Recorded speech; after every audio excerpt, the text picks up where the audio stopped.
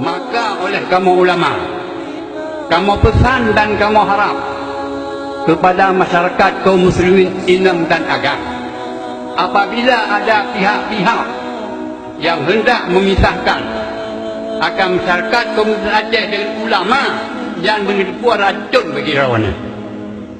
Dia pesan daripada orang tua. Cobalah perhatikan pada makna empat kamu-kamunya.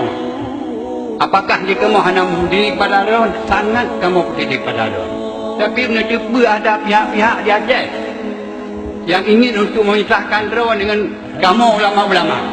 Tapi bila anaknya rupanya menepuannya penyakit racun bagi rawan. Apabila cuma masyarakatnya kamu pisah dengan ulama adalah yang poh orang Aceh, yang poh ulama ada orang Aceh sendiri. Hanya batik tengah ada cuma. Demikian sebagai pesan.